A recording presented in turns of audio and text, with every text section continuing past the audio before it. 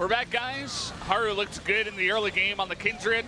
Wins a 1v2 after getting first blood in the bottom lane. But at the end of the day, it was actually Spirit and the rest of the Afreeca Freecs that ended up on top. We see one good moment for Haru and then one less good moment as the CC was so lovely when it was overlaid so succinctly, and they did that many times this game. Just wombo CC, silence, stun, snare, all the things.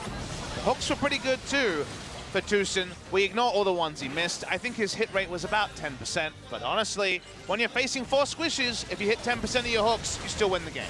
Only the ones that matter, right? He gets core JJ 2 times in a row. He picks off Cuvée here, the tanky one.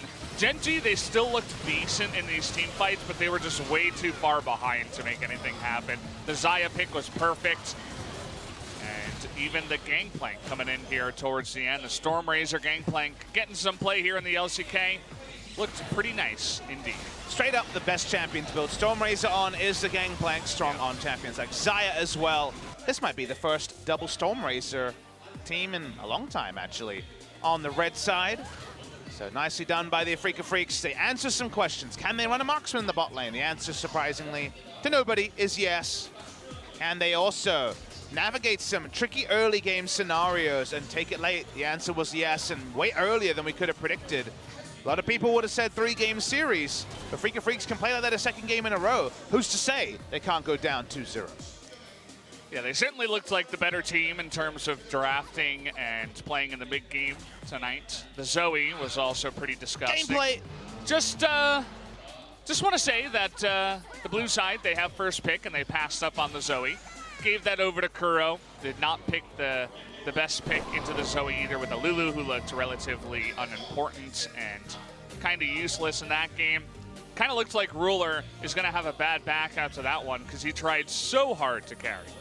Probably going to be a Kuro MVP, and I thought he played great. So give him the MVP. Don't give it to Tucson. He was not very good in this game. Listen to me, Spo TV. I know that you're saying that because you know there's a chance because he played Blitzcrank. He played Blitzcrank, so you got to give it to him. He got a couple of hooks, so they're like, well, I mean, he won the game basically, but that is not the case. Definitely the Zoe is in deservingness. Sejuani did more damage than Kindred. What does it mean? It means a lot. It means if you're going to pick the Kindred, make it work and don't die twice. Don't get caught. Let's see who the MVP is. It is going to be Kuro, pointing into our soul. And he goes 5-0-5, and he ties Lava, I believe, up at 500 points. And every time Kuro gets the MVP at Spo TV, I feel good because it's like he's saying you're the MVP, viewer at home. Thanks, Kuro. You deserve this one. 5-0-5. It's a palindrome. It's pretty cool. Yeah, it is. Zoe, pretty cool too. I'd say if you're not going to first pick it, at least ban it. Certainly some picks I feel myself just pretty ridiculous right now in terms of they're definitely first pick status or ban them. The Aatrox being one of them, the Nocturne as well, and Zoe is definitely the one that sometimes, somehow slips through the cracks and gets picked up. But either way, guys, we are going to have a player change. In fact, and this is for Gen.G, so I'm sure you can guess who this is. That blue border should give you a hint, and it is going to be Ambition coming in for Game 2. Well, champion Ambition comes back into the roster. What does it mean? I'm not 100% sure. He'll be on red side, so maybe they have to leave some tasty stuff up and try to take the Sejuani. As you would imagine, when you see Ambition, you take away Sejuani. If you're on the blue side, you just ban Trundle and say, hey, what are you guys going to do about the Sejuani? If you get a Sejuani ban out of the side of Gen.G, you're feeling pretty good, as Ambition has his favorites and the picks he doesn't play. That's always been his way. So here comes Ambition, one of the most experienced players, only behind Score in the LCK. We'll see how the old man can do in a young man's world. Yeah, I'm not sure if he knew that he was going to be playing today. Haru definitely has taken the front seat in the jungle car. He's been playing the majority of the games, probably about 90-85% of them. So Ambition coming in for Game 2. Let's see how the draft, first of all, comes out. Afreeca on the blue side, and they know a lot of Ambition's tendencies. They're just going to say, well, no Sejuani's allowed. We're not going to first pick it. They would love to first pick Zoe if it was left open. Will we see Zoe versus Galio 1 game too late for Gen.G? We'll find out. Gen.G can also start banning, but there's a lot of annoying stuff you have to ban, and even the Xayah Rakan being left open to the red side is something Afreeca may not want to engage with, so you might consider banning I would say the Xayah against Ruler, because he was so good on the Xayah pick last time out, but they're going to ban the Zoe, saying maybe they want to first pick the Xayah. Definitely leaves that option open. I think after game number 1, you would ban the Xayah, but they go ahead and ban Rakan instead, the other half of that Lovers bot lane duo. First pick, though, the Aatrox is left available, and Keen is one of the biggest Aatrox players we have here in Korea. A gigantic grin on his face as he feels confident that he'll be able to carry to a 2-0. I'm going to guess that Kuro, who plays some of the most unique picks of any mid laner, is going to be happy taking the mid lane if necessary. Yeah, why not? There's a lot of counter picks open and farm matchups against the Aatrox open. On the red side, we're seeing highlights of some of those great moments for Keen's Aatrox. I think that was actually Kuro playing that one in that one highlights. No, actually I'm wrong. He hasn't played Aatrox just yet. Getting my K names mixed up. Careful with that one, Valdez. Yeah. Don't want to slip up. Well, Ambition just says, yeah, I know. I'm just going to play Trundle. I mean, the Skarner was left available. He could have played that one too. I know! Decides on Trundle. You know what I would have loved to see, unironically? Gragas. He's a great Gragas player. Ambition's one of the best. Scoring and Ambition are top-tier Gragas players. Not a big fan of just straight-up Trundle, but that's what we see, is we see just straight-up Ashe as well. Ruler gave an interview last time at SpoTV where he said 80 carries are good, especially Ashe. So, gonna first round it, and Keen says, well, if I have enough items, I might be able to Goomba Stomp you. I don't know. I feel like the Ezreal would have been better overall. I mean, you have a couple of things that can dive into your backline and zone you out really well, and Ashe does not do very well against Swain and Shen in the bot lane with an Aatrox for team fights. I feel like Afreeca already pulling ahead in this draft. I mean, Tucson looks like that he knows the team already got the bonanza, getting 3 champions to get banned very frequently. Meanwhile, Gen.G get a good matchup against Sejuani with Sejuani banned and Ashe. So, I mean, the Ashe can be very powerful, but already a lot of good tools on the side of Afreeca. Will we actually see Kennen versus Aatrox? We will. Very interesting that we're going to see just QV having a champion that can be ganked. There's certainly other gank options, but range versus melee. You can understand that the laning trades could be very good for QV. Would he dare go AP Kennen in this matchup, you wonder? It's definitely an option here. He is 2-0 on the Kennen, so you know that he is very confident on the pick. It's part of the reason why we do have him come through. Not a lot of frontline tankiness for the side of Gen.G. They're going to ban out another bruiser in the Yasuo here. Spirit versus Ambition. A lot of games played in the jungle. But remember that Ambition will have map hacks. He's got the Hawk Shot going on, and he did watch game number 1 in the back, so maybe it's going to have to be on Ambition, outpathing, doing a Songwon-style Trundle game, just winning it off his own back. It's possible. No jungler yet claimed by the Afreeca Freecs, so you do see the Camille ban, one of Spirit's fallbacks. Look at what he's played this season and what's open. Probably not going to be the Graves. Maybe he'll jump onto the Skarner this time out. Yeah, doesn't get banned out here. Morgana comes in for probably 3 or 4 match days as a must pick, a first pick, and then slowly has fallen off as other teams don't value it as much. Thinking about the Ashe for just the ultimate disengage in the bottom side, but actually go with the Taric down there. Every time you see Taric, you are instantly get that cold rash. I know I do. I get goosebumps thinking about Master Yi, but probably not going to happen here. I guess it could happen, maybe? Probably not, though. We'll hope not. Focusing on the Afreeca Freecs side, looking at their choice. It could have been the Swain Shen, which is a pretty cool duo. May still be, but they're going to lock in a Vladimir, and that has been Aiming's go-to pick so far in the summer season. They have a let's run at them comp, and Ashe is not very good at being run at. How's the 37 KDA looking for Aiming? It's pretty good. On top of his 3-0 for Vlad. nearly 30% of the damage done. If the game goes longer, they're going to be happy about that Vlad. It's a really good Skarner game because you know who you want to Skarner ult the most? It's Taric. You want to kill him before he Cosmic Radiances. And then Hemoplague and friends are going to do big damage. So I mentioned Skarner in terms of what was open. I like the pick. What's the final pick going to be here for Gen.G? Probably not going to be Nami. Because then we'd be wondering where Taric was going. I guess it could be Ashe and Taric mid lane duo. That'd be really weird. I feel like they're trolling a little bit, even more than they've already trolled in this draft. Definitely feel like Afreeca got the better of this one. And it's on mid lane. Straight up picks, it's like, okay. We're going to see our first on mid lane of the season here in Korea, seen it in other regions. It's against nebulously Vladimir or Swain. We'll be able to trade very decently against it, so a lot going on for the side of Gen.G. Makes sense that Fly would be going on mid lane. He, of course, is the first to play the Poppy mid lane in the solo queue that FLICKR played yesterday in professional play. He was, of course, expecting either Vladimir or Swain. Ornn is very sustained, and we do get Ornn mid lane.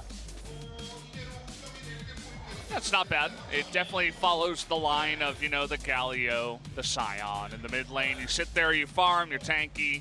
You have an ultimate that can reach far. You can help out with jungle fights if they're nearby.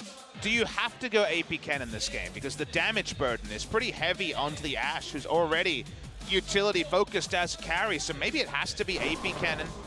I really, really, really like what Afreeca put together, and Gen.G's requires tempo. You'd say the same thing about Gen.G's Game 1 draft, and it worked till it didn't, but that was so early. This time they do have fallback engage. Depending on the build from Cuvée, they can have either split push or team fight, but you do say that Afreeca conventionally has a very powerful draft. For me, honestly, I look at this, and if I were on the side of Gen.G in solo queue, I might consider dodging. It definitely feels like that kind of composition where you're like, I can't see this working. Especially in solo queue, it requires so much as a team to make it work. You got to say the genius is definitely not skin deep. It definitely seems to be very below the skin here, the genius on the side of Gen.G. Whereas Afreeca's just a real looker. You look at it and you're like, that's nice. That is the solo queue comp. That is what I like. Put me on that team right now, coach. I want to be on that side. Definitely feels like the easy win until your top lane Aatrox goes 0-8. And Keen's had some struggling games. I think Cuvée really needs to smash him 1v1. Yeah, again, some of the importance. We're going to be looking up in the top lane once again. Who's going to be winning in that matchup? Going to be one of the factors here. Let's count down to game number 2 right now.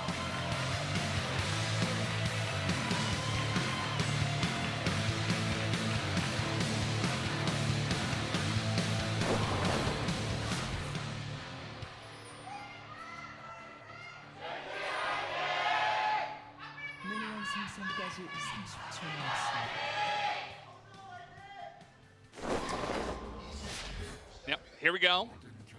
Little shout. Oh, yeah. Orange Dance underrated. There was a fan out there that was shouting out the Sunke, I believe. He said thank you as the first thing of his broadcast. Bit of English on the Korean broadcast. Love it. Kamsahamnida for a bit of Korean on the English broadcast. Ooh.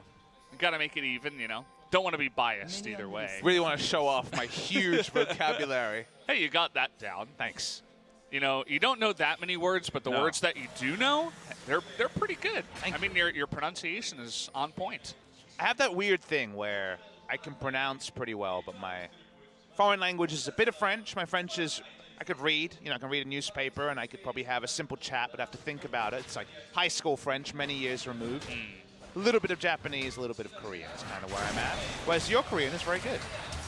Yeah, I mean, I definitely fall into this similar category where I'm better at reading, my pronunciation is pretty good, but then speaking is harder, but I can do it. You know, I can push it forward and actually get through a conversation.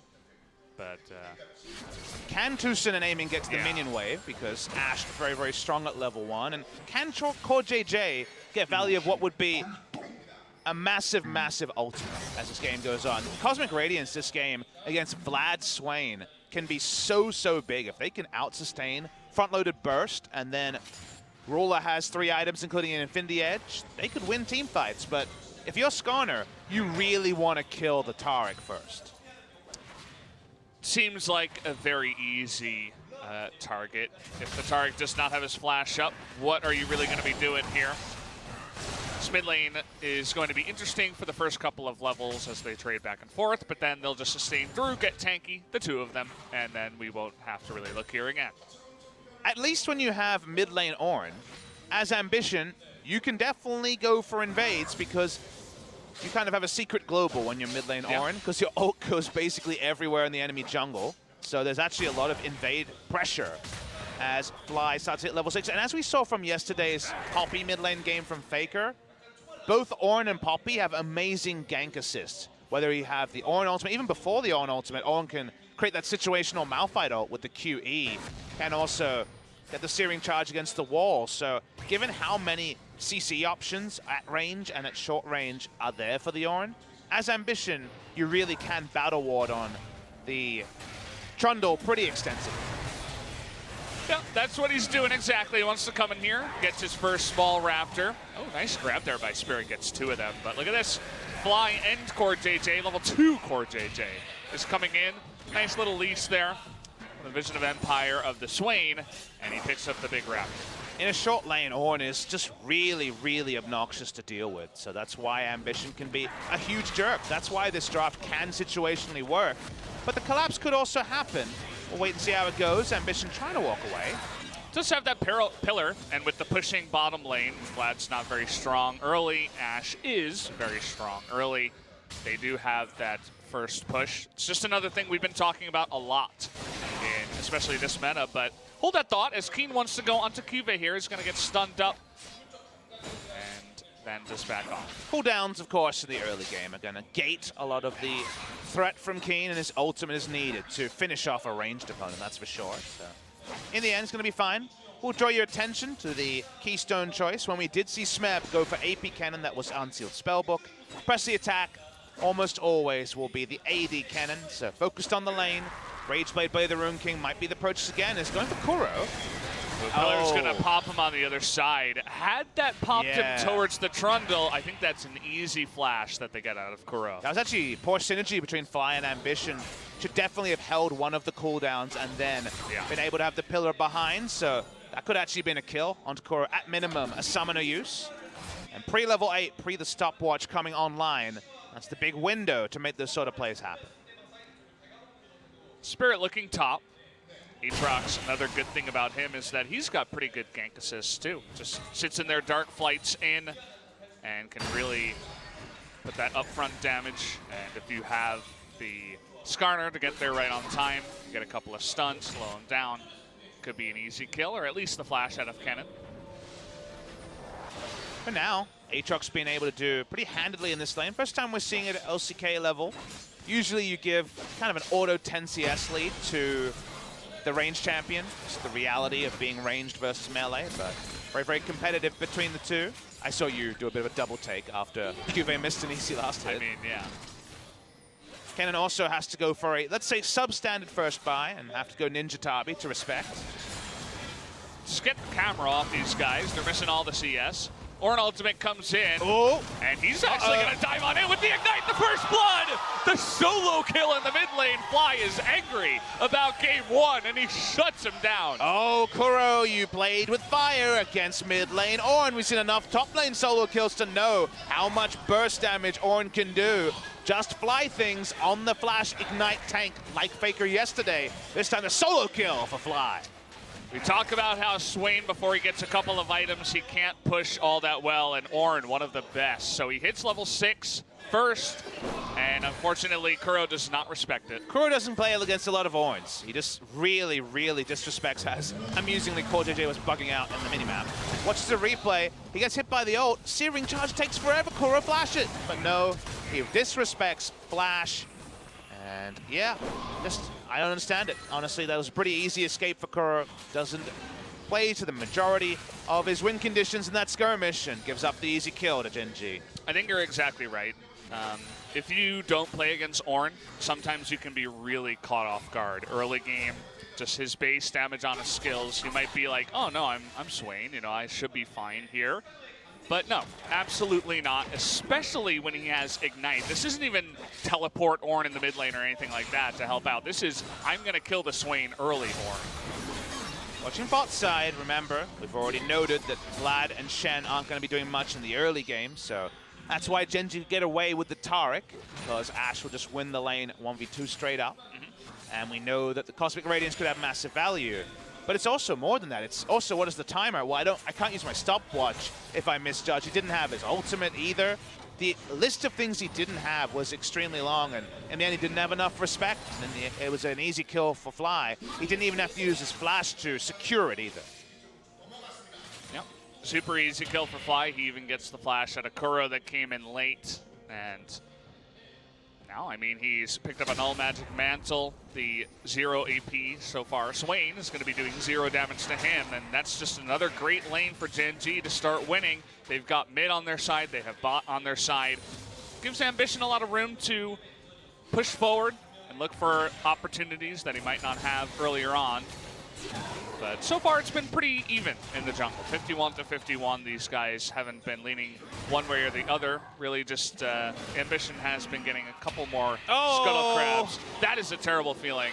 I hate when that happens when you're playing Swain. You got to walk all the way over as Ornn is pushing into you. Did he really do 141 damage Yeah, he did. to the blue that was at 142 health? Yep. Wow. I hope that's in the highlight reel later on. That is a highlight. Yeah. Because now, as Kuro, you're double tilted. Of course, when you get solo killed, that's when that happens as well. Yeah. You know, in competitive matches, we always get the highlights, the serious stuff, right? But how about a low light reel for once?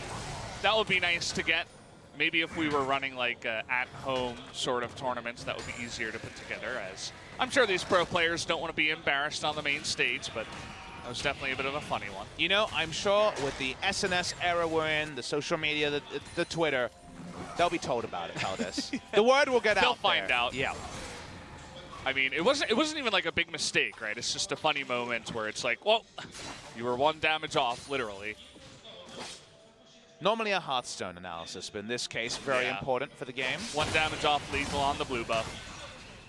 Look, he is competitive in CS, and Fly won't be able to kill him now. Now there's the ultimate and the stopwatch, and theoretically a flash very soon, but yeah. Awkward for Kuro so far. He just wants to get his items on, and I think teamfights will be happy, but maybe we won't see teamfights, because we're going to see an Ornn ultimate. Yeah, Ornn roaming down on the bottom side, but they're called off, actually. The rotation coming in here from Afreeca, as Gen.G say, no, we're missing the minion wave, but now they're going on to Tucson here. They've got his dodge circle down, but nicely done with the pillar. Dazzle not able to come in fast enough, and the taunt away from Tucson gets him to safety. Gen.G trying to increase the pace of the game. No Vladimir 2 items, no Swain 2 items. Here is that ultimate. Pool is there, and well, they try to back them off. Spirit is in here, Ambition is nearby. They have a decent amount of wave clear, you know, with the Skarner and the Vlad to come in, but the quick push in here with Ornn and Ashe means that this should be an easy first blood turret to Gen.G. I think Gen.G have really played this draft supremely well. I know before the game started, we were critical because of the amount of obvious synergy for Afreeca and power picks in the meta. The reason why I wasn't as hasty and just handing over the victory based on tier lists is that Gen.G kind of have always played their own way. They played very slow in a fast meta many, many times through the past. They're using their marksman versus non-marksman 2v2 really well. I'm impressed with how well Gen.G have played around their winning bot lane. And Ambition, for once, hasn't been in his own jungle power farming to 6. He's been playing with lane pressure. So far, so good for Gen.G, even though Afreeca has some good moments with this comp later in the game. This is a very common response if, you know, you get your bottom lane turret pushed in and they also go for the dragon, and you can see that the objectives are taken. You would expect them to go back, and during that time when they go back, you can pick up the Rift Herald. So even though you do lose a couple of objectives, including the first blood turret, you can try to strike back with this one. We'll see where they decide to use that, as the mid lane turret has been taking basically no damage, as the Ornn has been winning that matchup. Here comes Ambition. Oh boy, Aiming in a lot of trouble here. Does have his flash, but the stun comes in first. Shen is going to stand beside him, and finally the flash does come in, and Aiming gets to safety. Able to trade a flash because he used the flash late, so I guess all in all that ends up being a little bit of an extra thing. For the side of Afreeca, they do use the Shen ultimate defensively, never ideal. That seemed like the Shen was going to group up anyway. Looking towards the Spellbinder is aiming, who halts it for now to pick up the CDR boots. Cuvée hits the side lane. Is very much equal to that of Keen. And notice that Keen isn't going for the same build path, isn't going for a Titanic Hydra, Rage Blade. Seems like it's going to be the Trinity Force from Keen this time out. Yep, trying to hit a little bit harder. See if he can do that, you know, get to his Trinity Force very fast and try to take aggressive trades against Cuvée. Might help him out there. Darkflight CDR was the thing that Smeb, the other Trinity Force Aatrox player, talked about. Can be very important, both for engage and disengage. Using it twice in a fight rather than just once can be very big. So, little small thing that the Trinity Force build does provide. He's been keeping very even so far with Cuvée in the top side, which is now the bot side, so should be pretty happy about that one. The biggest disparity in terms of the CS numbers is in the bot lane. Ashe over Vlad by about 32. Just to be expected, but that means that the Ashe is going to come back online a little bit slower. Vladimir Spellbinder can do things, but we do see 2 or 3 items for Vladimir to fully take over. Gone Phase Rush and not Electrocute for the reliability of getting into team fights. Team fight will be the saviors, the way Afreeca Freecs will consider their position at 14 minutes. They do have a bit of Elo heaven about those, but it's not like Gen.G's is super weak, short of the Kennen or the Ashe, the 2 AD carries, I guess, in their comp. One of them being assassinated, that's where the team comp does take a bit of a dive in terms of damage. Really enjoying the Ornn put in as the last pick. There were lots of other picks they could have gone for in the mid lane, especially. Could have gone for just straight AP, but they decide to go for that rock in the mid lane, the very easy engage, the reliable engage to help out all their other picks. So far, it's been working out great for them. The winner for that was definitely Ambition, because he saw that pick, he trusted in what I'm sure Fly said, which is, I will have priority on the Swain, and from there, made some really nice plays around the map. It hasn't gotten a CS lead. It's not reflected in really any metric, but it's been clear to the viewer that Ambition has slowed down Spirit. We've seen basically no use of the ultimate. In fact, there may not have even been an ult this game. Nope. Thinking back, I believe at 15 minutes, we have not seen a single suppression. And that means the Skarner hasn't been able to start any lane snowball, and the game has just been Ruler and Core JJ moving around the map, finding turrets to chip down. It's definitely made this Skarner just sit in the back line and not do much. He's farming pretty well, which means that that ult bot is always going to be online, but already the QSS picked up here by Ruler, who does have that gigantic lead down on the bottom side. And no doubt more QSSs will be picked up. You were talking about ults onto the Taric. We'll see if he can reach for that QSS to try to survive in team fights later on. A common thing to see is the ult into the Taric. Spirit's not been able to put down the Rift Herald, and this is not going to be a massive one. Will it even get a charge? The answer, I think, is yes. Maybe a little mini charge. Here it goes. It doesn't matter. No charge. That's really big, because the charge has that huge minimum damage after the changes. Don't normally shout about Rift Herald charges, but because it does basically 1,800 damage base, stopping the charge, getting nothing from the one map objective that Afreeca picked up is another nice thing for the side of Gen.G. You know, it was really important. It was a 2-on-1 in the bottom lane until Ambition came, so perfect positioning from him to basically deny any damage onto that bottom side turret. Sometimes it's the little things that Ambition does which makes him a little bit more solid than Haru. I remember when we were coming into top 20 voting for Worlds last year, and I had Ambition pretty high. I think I had him around 11th place in the top 20 players. And, you know, I was caught up on that by the Moose on the Loose, Deficio, and Jat.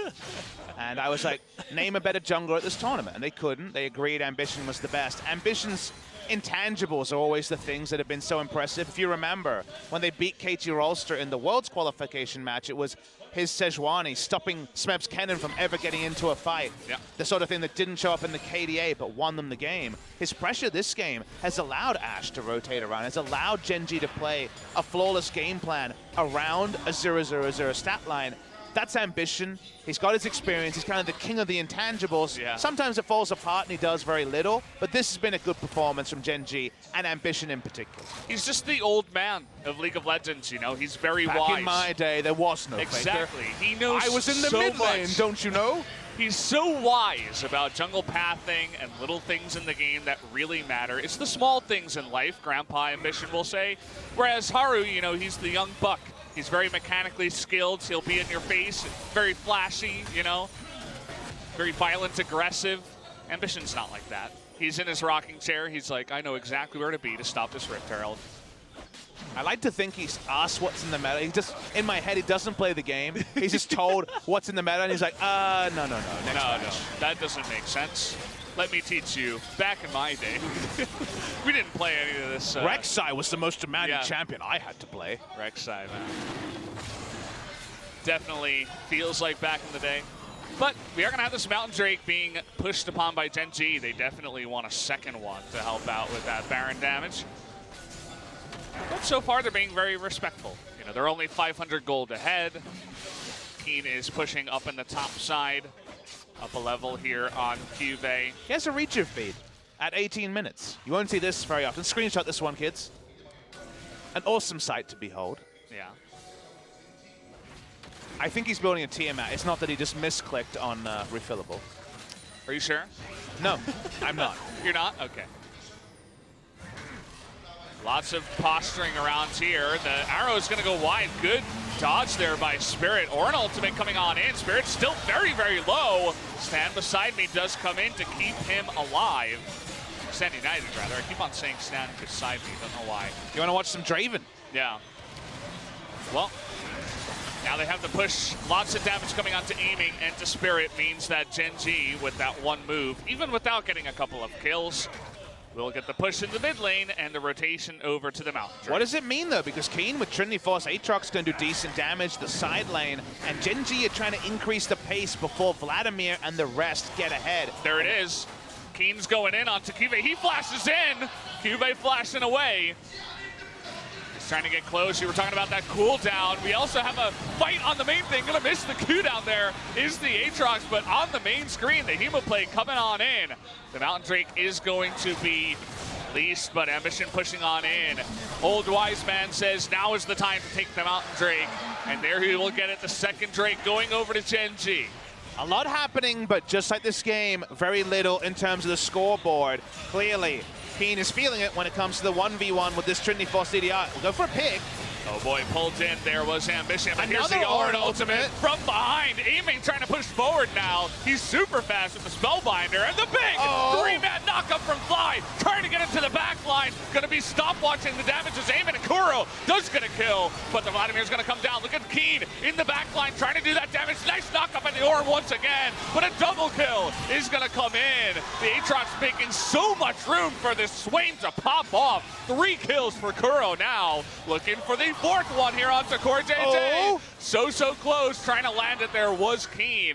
Not quite able to get the kill, but they win the fight in a big way. And we're seeing a preview of the teamfight power that will come for Afreeca Freecs when they get their items. Maybe we're getting close, Valdez. It felt like 2 or 3.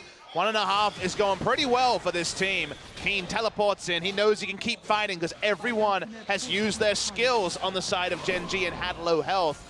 Gonna be extended replay. Let's watch it from the start. Damage isn't there, so a lot of these CC abilities are not sticking for lethal damage this early. The Shen taunt comes in short, second on ult of the fight. Aiming gets in the backline, starts the zone. Notice that Ruler, the entire fight is He has no mana to be able to do anything, and Keen can jump in. People can go in 1v3 and they don't die quickly because there isn't any Qs or Ws coming through from Ruler, and that's awkward for the side of Gen.G. And you think about the macro play and how we got to this position for Gen.G. They had just taken the Mountain Drake and they were just fighting for position over there. You mentioned not just for the Ashe, but for 3-4 members on the side of Gen.G. They were trying to force in through that little corridor to save their mid-tier 1, which of course is a very important objective. But is it worth losing the team fight in that big of a way? I'm not so sure. Damage numbers amusing because Ashe still did 5,200 damage, but she needs to be doing 8,000 damage. She needs to actually be able to overtake the fight, but You can see that the No Mana Ash didn't pass the eye test, couldn't get the kills. No one falls down. Now we're going to get to those extra item timings on the side of the Afreeca Freecs, and there's a Void Staff very early from the Vladimir. Knows that he wants to have threat.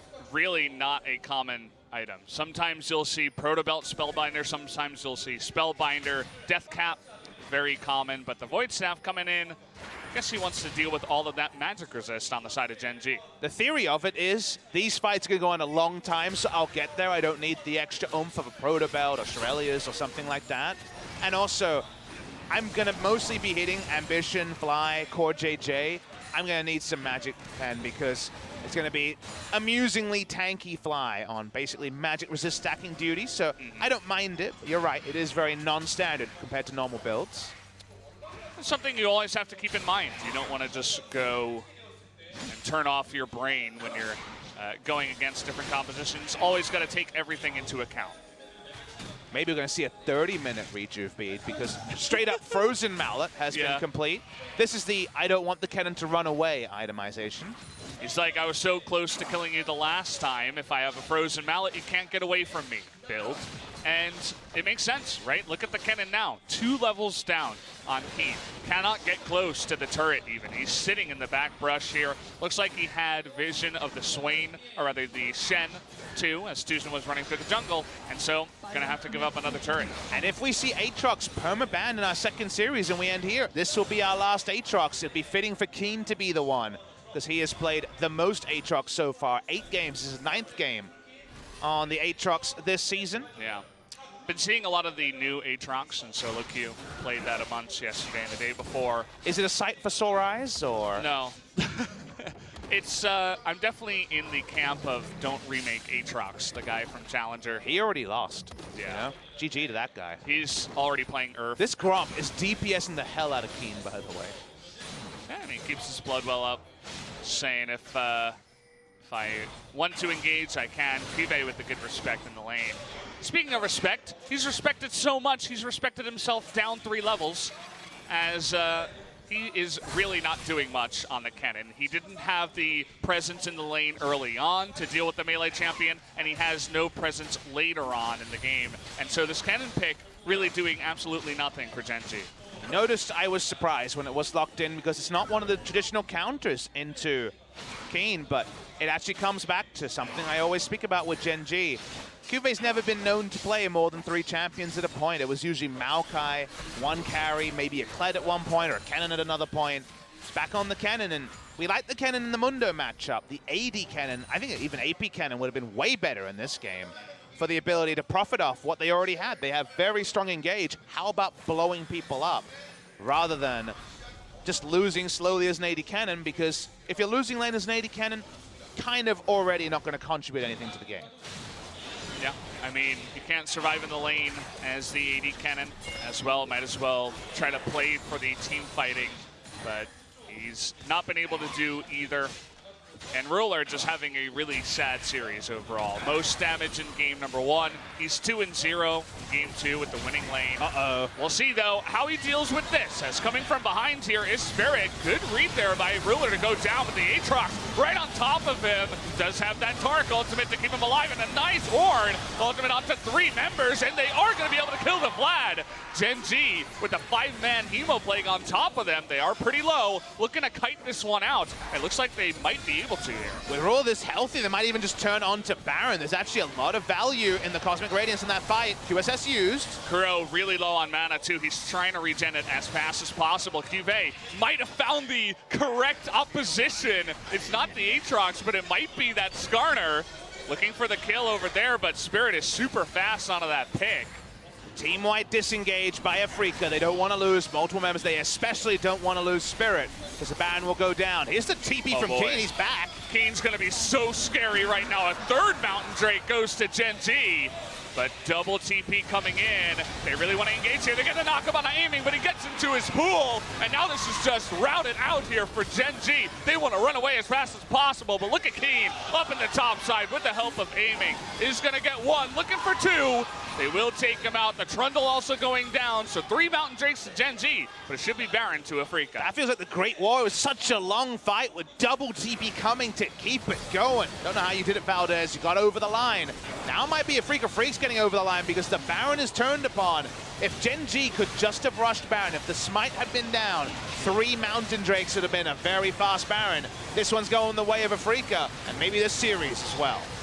You see so many games now with triple TP, with triple stopwatch. These things are helping out so much on the map, and because it extended so long, they got back into the fight. Consider the Cosmic Radiance value here. Everyone's over 50% HP, great timing. And Keen just flashes out, he knows, crap, I actually can't do much and occupy backline space, so Keen, and all the gold on him doesn't matter. And you think, actually, Gen.G might have done this. Roller's full health, let's go get a Baron. They really desperately want Baron, but it's not the right shot call when there's so much mana and health on the remainder of Afreeca, so they say, let's pick Spirit. Spirit has the Yakety Sax on the top side with the cannon. From there, Gen.G do get the Mountain, but like you say, triple TP meta changes things. A nice flash from Fly stops the first kill from coming in early, but then a Rambo teleport from Aiming, who, remember, has not played Marksman. He's been on the bat. He's had to shoulder initiation. He's able to initiate with the TP. Keen turns on to Roller, and this time, nowhere out for Ash. I think after they get the flash out of Kuro on the Swain, you just got to cut your losses. You're already ahead. You're not even cutting your losses. Yeah. You're taking your wins. Just take it and say, okay, let's go home. They have double TP. They should be timing and know when these guys have the TPs, but they get caught off guard, and I suppose it was a little bit too hectic for them to keep up. I mean, I'm watching Billions right now, and it's all about the stock trading, right, and selling at the right time. They had that slim margin, the 10% bonus, and they say, okay, let's hold it longer, let's hold it longer. You hold it too long, you get burned. Now they're Busto. Yeah. Bustorino could be the name of the game here for Gen.G, as you said to me in the break, maybe I should have predicted the 2-0 for Afreeca. It's certainly looking good for them now, as we had hope after they started playing well in the early game, even after the draft seemed to be Afreeca favored. But now it's, again, the Afreeca show. I think that, look, Gen.G, they're pushing. A Gen.G prediction like you made is not a bad prediction. They definitely could have won this series. Again, the reason why I keep being skeptical is I keep saying, what did Gen.G show me I didn't already know? And increasingly the answer is nothing. They still are very good around Roller. Roller is a god. He's been fantastic this season, maybe the best overall player in the league. But apart from that, Juve, small champion pool, Ambition and Haru, up and down. Fly can sometimes really impress us, especially at the start of the season, but he went away from like, whoa, we can play Lulu, Zoe, and all of them meta to, oh, we can play Lulu, Zoe, sometimes Galio, I guess Ornn. So unfortunately, the hype train kind of slowed down pretty early for me, and Afreeca have always had really big champion pools. Kuro has always played almost everything. It just feels like overall Gen.G don't have enough to close the series. Oh, here we go. They're going to get the Tauntaun in. Cosmic Radiance is going to get down just barely in time. They have the damage on the game here, but there it comes. Finally, the Trundle dies and flies all alone in the front line. They take out the turret, and this Aatrox is just going bonkers right now, as is that Vlad. He has hit 3 items, and that should mean the game is going to be over. They have the push with the Baron, and it looks like Afreeca have done it again. They can just run at the enemy team, and there's so little Gen.G can do. Ash can do a lot of things in the siege, but not so much in the fights when the Vladimir has the items, and Afreeca want to close the game here. Nicely done there by Tucson. Coming in, gets the engage onto the Ash. There's the 8. Another kill for the Aatrox. Might be the last one we see, guys, as Afreeca is going to take the 2-0 victory. They're all laughs and smiles in the booth. Very well deserved. Nexus explodes. Afreeca Freecs goes to Rift Rivals with a win, and a resounding one over Gen.G. Gen.G will drop to 5-2 now, 6-2 perhaps, and Afreeca Freecs joining them at that stat line. It's so close at the top of the LCK. Griffin still have more matches to play than everyone else. They'll play after the break, and we'll get to judge whether they really are a front runner or if they will also fall onto an oncoming pack. That seems like it's 6 teams wide. There's so many teams that on their day can win. Start of the season, I said KT and Afreeca. They both play today. Afreeca Freecs, they've fallen away. They've had some struggles. They look a lot better here. When the Aatrox change comes in, when Keen loses that champion, can he find the same level of performance on other picks? We still need to wait and see. Definitely disappointed faces here across the board for Gen.G. I mean, honestly, I feel like they didn't lose in draft, but I think they lost draft in both games. And Afreeca played their compositions a lot better. I mean, they ban out the Rakan, they give the Aatrox first pick to Keen, and we see what happens. Their counter for the Keen Aatrox, which they should have had in their notes, they should have been like, this guy plays mostly Aatrox, and Aatrox is basically broken right now. What are we gonna counter with that?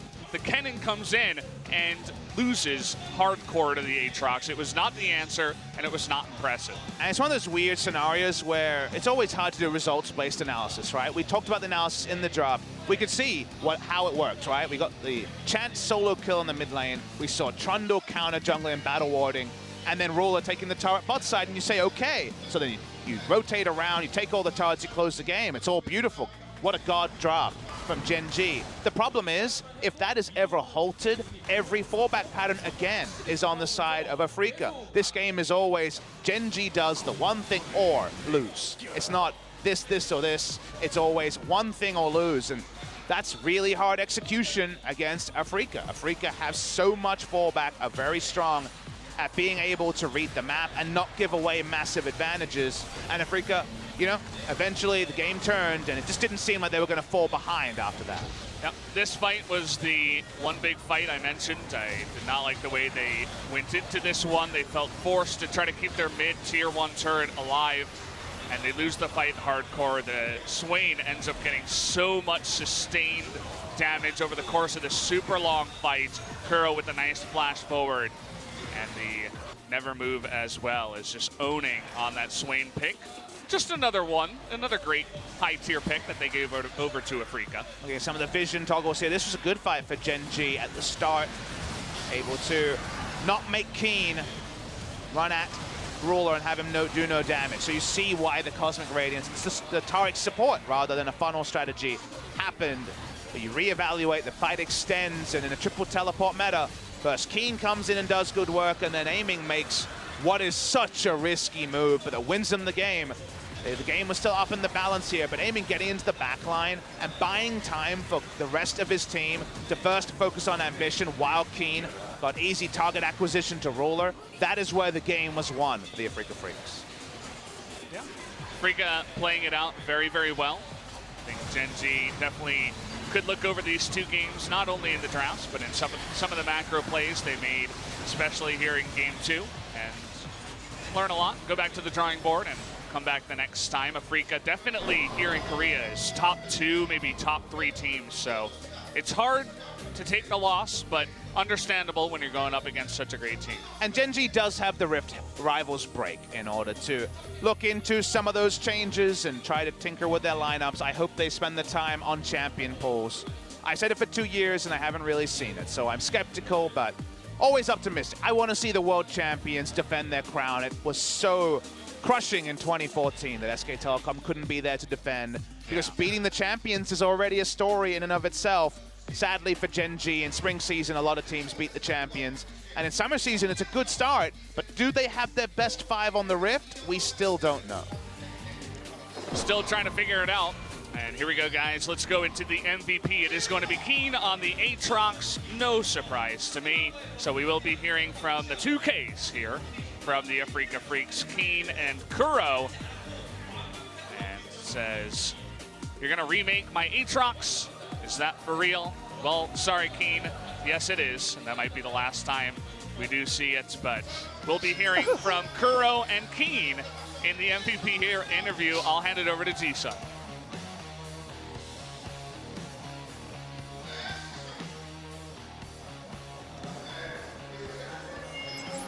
모두에게 하나씩 좀 묻고 싶은 게 있는데 잘 걸렸어요. MVP 걸려가지고. 왜냐면 이 맨날 하는 얘기가 있거든요. 종명희 선수가. 특히 이제 프로 선수 같은 경우는 아직 부족해요. 우리 아직 안 됩니다.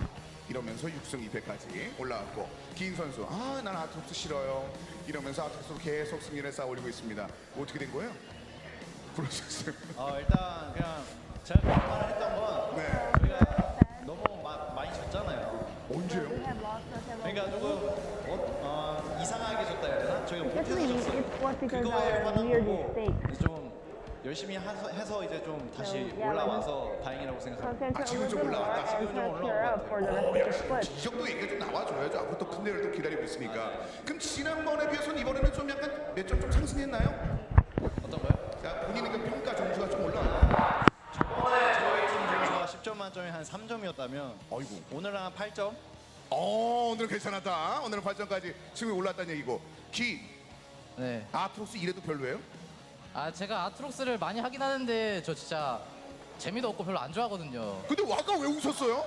아트록스 그러고? 이게 사실 하기 싫었는데 아트록스 1팩 가자.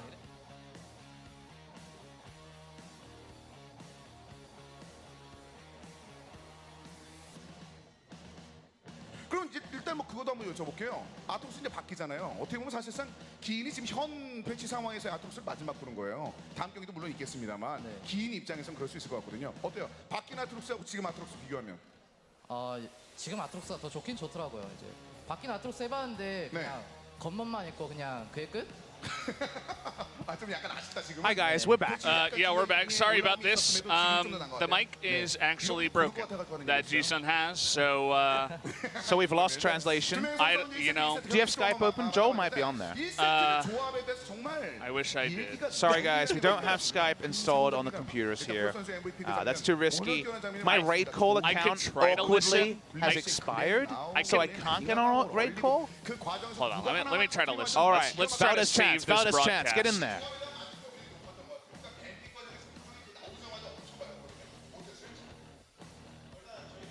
How you doing there, Valdez?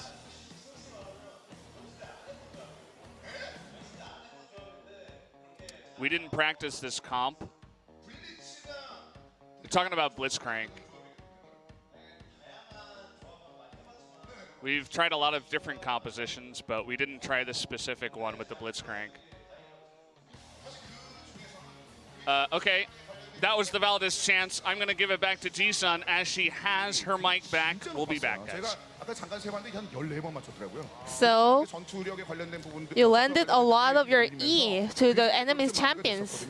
그래서 나머지 조합까지 힘을 받았다는 그런. So there was a lot of synergy between your team comps. So what are your comments about that? 좀 잘 맞췄던 것 같아요. To be honest, yeah, I think our teamwork was pretty okay. So that kind of showed up in better results. 잘한 것 같아요. Yeah, I think all of our teammates were doing really well. 조이의 수면 방울.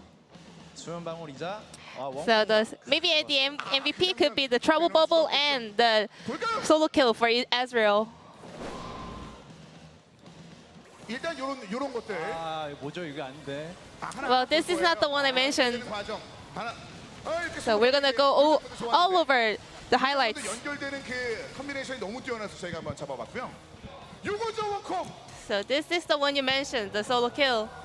만족스러워요? 자, 1분 전에 말했거든요. 네? 야, 나 데켓보이 되면 워컴 내줄 수 있어. Well, I told my teammates that if I build up my items, I can just solo kill Ezreal. So I was really confident. 진짜 세요. 그러니까요. 네. 딱 뜨자마자 그냥 제가 말했어요. 나 이거 원컴강 내줄 수 있겠다. So I was really confident. I was telling the teammates that I can take down 80 carries by myself. 거의 유일하게 실질적으로 조이가 이렇게 하고 끝낼지 몰랐어요라고 대부분 얘기를 했었는데 계산이 가능했던. So I guess you were quite confident about the damage about Zoe. 네, 워낙 많이 하다 보니까. Yeah, I've been playing Zoe a lot, so yeah, I got the calculations with me. 할수 있는 정말 품이 있는 얘기였어요. 1세트는 뭐 기인 선수 좀 기억나는 장면 없었어요? 뭐 있었어요? Any highlights from you, Keen, for the first set? 딱히 없던 것 같은데요. Nothing special. 좀 더 기억해 볼까요? Can you try a little bit more? 딱 적은 거 말고 그래도 하나는 있을 것 같은데 뭐가 있었을까요? There can be one. 진짜 지금 기억이 안 나요, 사실. I can barely remember the first game. 일단 뭐 1세트는 모를 수 있으니까. 사실은 많은 팬 여러분들께서 기인 선수에 대해서 진짜 굉장히 많이. Well, you know, there is very high expectations on you, Keen. 시오플로 계속 얘기를 국대 긴 국대 A lot of fans out here holding your slogans here. 두 명의 선수를 같이 또 응원하시는 팬 여러분도 계실 정도로 두 분에 대해서 굉장히 팬들이 지지가 지금 올라오고 있거든요. The fans are really supporting about Kuro and Keen especially. 힘이 올라오고 있는 느낌이 있는데 기인은 점점 조심해지는 것 같아요. 이게 Well, for me, 원래 이렇게 잘 나갈 때 함부로 하면 when 안 I'm 돼요. doing well, I have to be more like humble. 좀 그걸 많이 느꼈거든요. 그랬어요? 이거 때 프로 선수가 뭔가 얘기해 주려고 그런 것 같은데. Kuro has something to say? 이래요. 좀 차분하니 좀. Well, Keen is some kind of a calm and really shy guy. Yeah. 안 덤덤한 줄 알고 좀 센 걸 좀 부탁드렸는데 제가 잘못했네요. 아니 뭐 Well, I'm just, you know, 친구예요. see that he's really shy and he's really calm all the time. 얘기를 좀 했던 두 명의 선수인데 사실 긴 선수한테 그 장면을 여쭤본 게 물론 뭐 그때 당시에는 그 순간이동도 없었습니다만 그 제외하고 So we want to ask you about the team fights in game 2. 미는 장면이 있었어요. You are also side pushing in all the side lanes by yourself. 판단한 장면도 있지 않았나. So was that your own decision or the team call? 그래도 미는 건 제가 판단해서 About the side lanes, yeah, it's my own 제 decision. 개인적인 그거 같아요. 아 개인적인 판단으로 밀은. I do that by myself. 그 장면 때문에 만들어졌었던 약간 역전의 발판도 상당히 많았었고 분위기를 완전히 넘어간 장면이 있었으니까 기억이 잘 안 난다고 해서 So you said you don't remember, so we prepared clips for you. 이때 아주 굉장히 깊숙이 밀어버린 바람에 큐베를 아 이제 좀 따고 싶었는데 잘 Well, I actually wanted to take him down, but he was escaping so well. 따내고 싶었는데 결실을 그러지 못했었고 이 장면 어떻게 기억나요? Do you remember this one? 이때 사실 탑을 밀고 있었어서 자세히 못 봤어요. Well, actually, I was pushing the top lane, so I wasn't really aware of this team fight.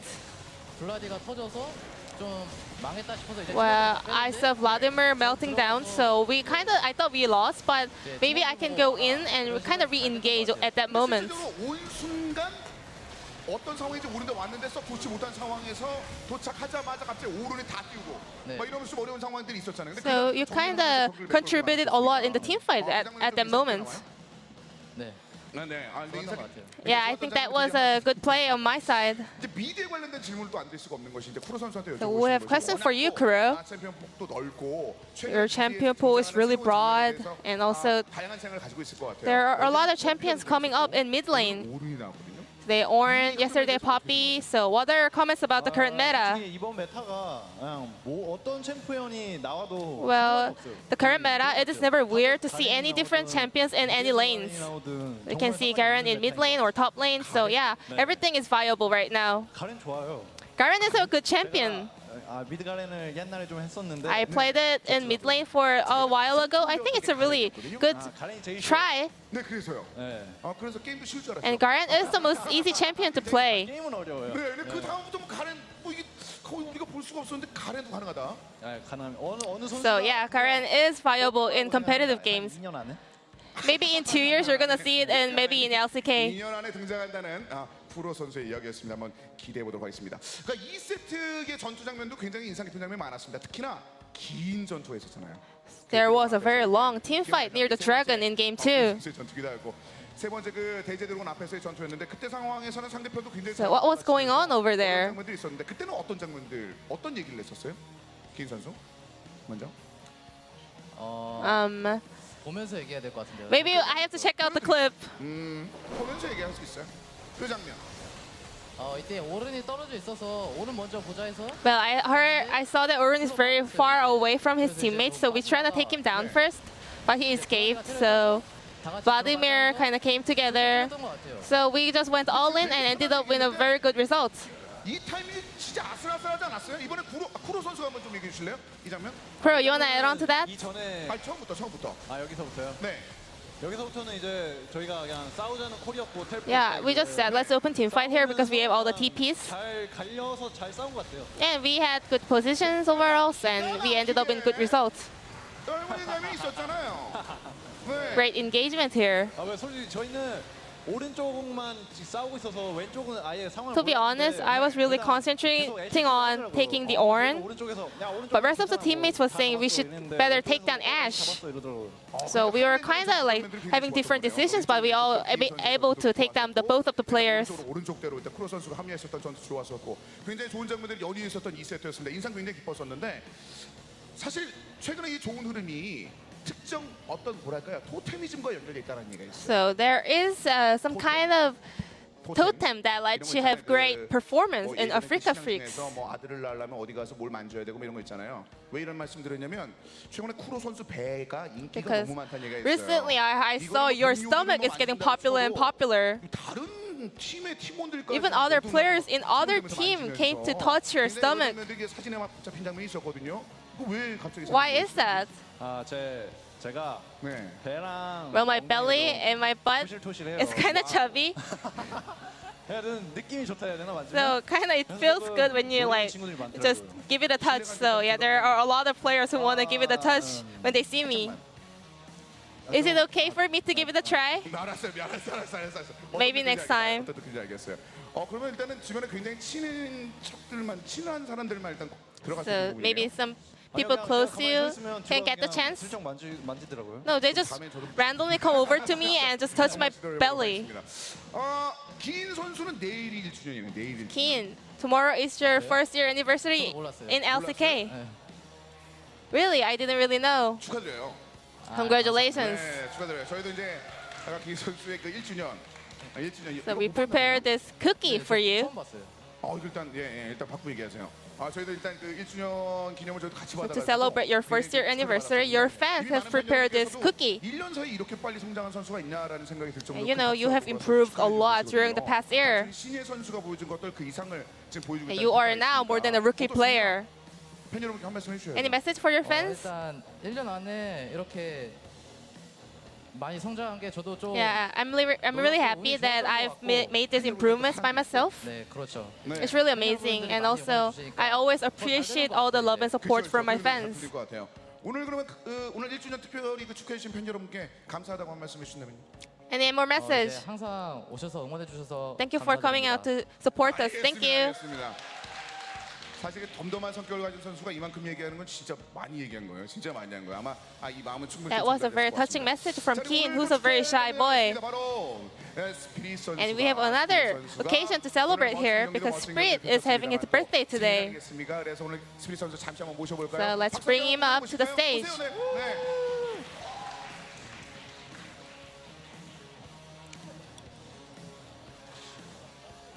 고맙습니다. Thank you. 자, 우리가 스피드 선수. 나 마이크 잠깐만 전해주세요. 일단 승리 축하드리고요. Good to have you here, Spirit. Thank you. 오늘이 몇 살째 생일이죠? So this is my 네. 24th birthday, 23rd birthday. 네. 네, 23번째일 것 같은데요. Yeah, I think it's 23rd birthday. 과연 스피릿은 몇 살일까요? 네. 써주시나요? 24번째. 네. 뭐야, 왜 내가 Well, I'm really confused. 본인 자신에 대해서 인상 깊게 보여주셨는데. 그래서 오늘 그 스피릿 선수의 23세일지 24세일지 약간 애매한 그 So anyway, it is your birthday today. So we prepared something for you. 케이크를 한번 준비해 봤습니다. It's a birthday cake. 좀 긴 손 좀 도와주실래요? 네. 일단 프로 선수가 좀 도와주시고. 불은 붙여야지만 안 하겠습니까? So we want to light it up. 준비해 왔어요. 네. So we prepared everything for this birthday cake. 불 한번 붙이고 붙여주실래요? 되겠어요. 제가 마이크 드릴게요. 네. 원래 생일이라는 건 다 함께 그 축하해. You know, birthday is about celebrating together with all the people. 쪽만 붙여주시면 되겠습니다. 해피 쪽만 쭉 붙여주시고. 생각보다 불이 잘 안 붙네요. 네. So it's taking a bit more than I expected. So sorry. But anyways, this is a cake for you, Spirit. 케이크 이제 드세요. You can have it. 케이크 드세요. 네, 드시고 들고 노래 한번 불러줘야죠. 하나, 둘, 셋, 넷. 생일 축하합니다. It's a birthday song for Spirit. 생일 축하합니다. 사랑하는 스피릿. 생일 축하합니다. 축하드려요. Congratulations. 다들 감사합니다. 네. Thank you very much, everybody. 저희가 또 이렇게 케이크만 가면 좀 그러니까. And we have prepared something else. Your birthday present. 네, 오픈해 보세요. Open it up. 저희가 약간 소문만 듣고 골라가지고 마음에 안 들 수도 있어가지고. 스피릿 선수가 이거 좀 좋아한다고 그래 제가 일단. Well, we've heard that this is one of your favorite character. 일단 눈은 좀 가렸어요. 제가 눈은 좀 가릴 수밖에 없는. You know, there can be a copyright issue, so we covered their eyes. But they like it. I really love it. Thank you very much. 사의 캐릭터인데 저작권이 세가지고. So this is the 테이블을 좀 가렸다는 character from 점만 the animation company. 팬 여러분께서 좀 많이 축하해 주셨는데 한 말씀 좀 부탁드릴게요. Any message for the fans? 제가 생일날에 이렇게 경기를 하게 됐는데 It's really happy to have my series on my birthday, so it's really happy. 또 다행히 저희 이겼잖아요. And we also got the victory in the end. 팬 여러분 덕분인 것 같아가지고. And I want to share all the credit with my fans. 뭐라 말해야 될지 모르겠는데 정말 감사합니다. Thank you very much. 네, 스피릿 선수의 생일 축하까지 한번 이어받았습니다. 이제 끝으로 So wrapping up, 국 가셔야 되잖아요. You guys have to be at China for the Rift Rivals. 해외 무대에 대한 경험치도 많은 선수도 있고 이제 서서히 쌓아 올라가는 그런 선수들이 So 있는데 you guys 어떻습니까? are gonna have an international league over there. 국가대표로서 이제 아시안 게임에 관련된 경험치 쌓았는데 이제 So any message regarding the Rift Rivals? 솔직히 이제 해외 대회 한번 경험했잖아요. Well, I have one experience in global tournaments, so 긴장도 안 되고. I'm gonna feel less nervous. Yeah, I think it will be really cool. 볼을 조금 더 높이 잡아도 되지 않을까요? Then what's your goal? 이제 당연히 우승. Of course, winning the series. 제가 그렇게 어려운 장면이 있었습니다만 일단 분명히 개인 선수는 그럴 만한 모습을 보여줄 만한 실력을 보여줬기 때문에 우승 한번 기대해 보도록 하겠습니다. 쿠로 선수도 What about you, Kuro? 네, 오랜만에 해외 대회인데 It has been a while since I've been to a global tournament, so I'm gonna really prepare a lot and make sure to win at the end. 자 그리고 스피릿 선수 역시 LCK를 좀 대표해서 나가는 거잖아요. You know, we are 저희 representing LCK, 그에 걸맞게 So, 좀 실망스러운 경기력 안 we have to make sure not to let the LCK 우승하고 fans down. 감사합니다. Thank you very much. 박정현 선수의 굳은 다짐까지 한번 들어봤습니다. 자 이렇게 해서 아프리카 프릭스 오늘 경기 2대0으로 말끔하게 승리를 따내면서 So Afreeca Freecs picked up 2-0 victory today, and I will pass it back to our casters. Thank you. 여러분들 많은 관심 부탁드리겠습니다. 지금까지 MVP를 차지한 2명 선수 그리고 오늘 세계를 맞이한 스피릿 선수와 함께했습니다. 다시 한번 큰 박수 부탁드리겠습니다. Man, a lot of things happened. Well, That was a very eventful interview, Valdez. That was a lot of fun. I'm glad I got to debut my translating skills here on the desk. Jisun had to steal the spotlight away. Turns out that's her job. But yeah, it was fun. I mean, it's great to see. It's a big day for Afreeca today, actually. The birthdays, they got debut anniversaries. They won 2-0 against a good team. You also lose sight of the fact that the Afreeca Freecs org has been there since the start of 2016, and they're going international for the first time. It's actually really big for them as an organization, big Korean streaming platform, to finally debut on the international stage at Rift Rivals. People will say all sorts of things about how important Rift Rivals is. To the Afreeca Freecs, I'm sure it's everything. It's huge. You know, they want to go over there and get the win after 2-0ing Gen.G. Certainly they have come equipped and ready to go to actually take a bunch of games over there for LCK. We'll see if they can do it. Guys, it is 7:07, so it should be about 40 minutes until we do get into our second match of the night, which will be KT versus MVP. And again, it's the KT roller coaster. You never know what's going to happen. Maybe MVP shows up in 2-0, so should be a fun series. KT have tripped up against MVP before. They took down Griffin. What does it mean? Is it going to be now? Are they going to beat MVP and go and lose to the third place LMS team? It's possible. You know, that is the KT way. Are we bugging out? Because our screens are really bugging out. That just happened. I think that the Korean casters are laughing too. We died. Wow. Oh, we're back. Okay. We were just going into a different dimension. Sorry, guys. We're back here on the stage. All those things just happened, right? Oh, God, guys. We are going to be back in 40 minutes. Join us for KT versus MVP.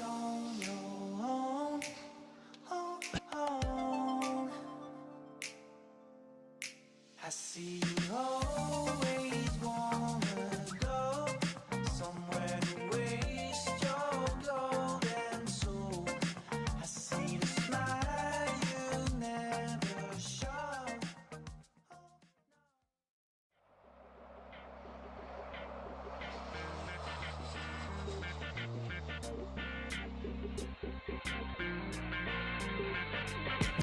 It's been many days, many ways misled, knowing that I'm tiptoeing on both sides of the fence, trying to figure it out, but I'm living in doubt.